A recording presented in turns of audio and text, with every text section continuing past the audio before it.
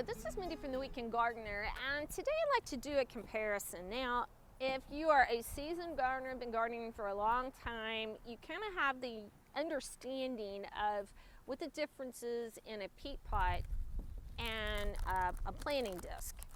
Now, and the advantages and disadvantages of each. Now, a planting disc is a great tool to use, and I don't know if you're familiar with these. They're very compact.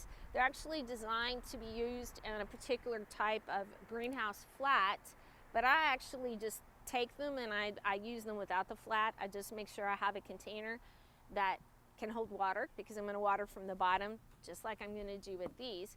But these are wonderful to start seeds in. They're very compact. If you have a small amount of seed that you want to start, or a large amount, it really doesn't matter. But they're actually designed, you can upsize once your seeds have germinated and they have a minimum of two sets of leaves, two sets of true leaves. They're ready to be planted in the ground. That's a positive advantage of this. So it's a short-term type of thing. You plant them, the seedling level in this container with the soil level. There's no problem. You don't have to remove this webbing. This webbing will break apart. You don't have to tease the roots. You don't have to do any of that. So you just stick your seed in there and away you go. So if you're a beginning gardener, this is great. Peat pots, on the other hand, they are wonderful too. I use them, again, I start seeds in them. I put them in a container that will hold water, because I'm going to water from the bottom. Very similar to this. They come in all sorts of different sizes. These can also be used to upsize. You can start your seeds in a considerably smaller one than this, but you can start your seeds in this. Then you can upsize to a pot, a traditional pot, or you can hold out and plant it in your landscape design or wherever you want to plant it. Now, the advantage of this is you simply plant this seedling that was grown in this level with the soil, level with this peat level.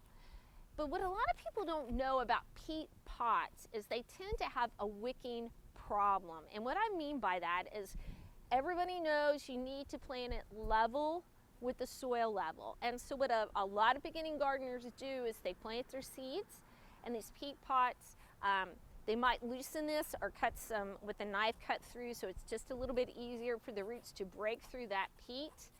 And they plant the peat pot level with the soil level on the inside of the peat pot. So the soil level on the inside of the peat pot is equal to the soil level in your landscape design or in your pot. Now, where the wicking comes from is where this lip is left above ground. And what happens is that lip will absorb the water.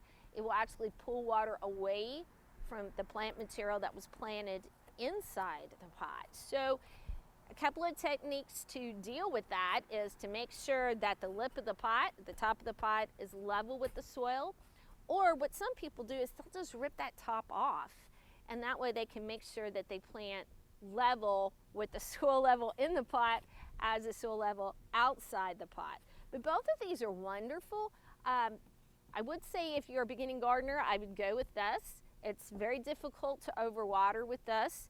If you're more experienced gardener, I would say peat pots are wonderful. Give that a shot. Just remember, you might have a wicking problem if you don't take care of that lip of the pot. So until we meet in the garden again, this has been Mindy from the Weekend Gardener.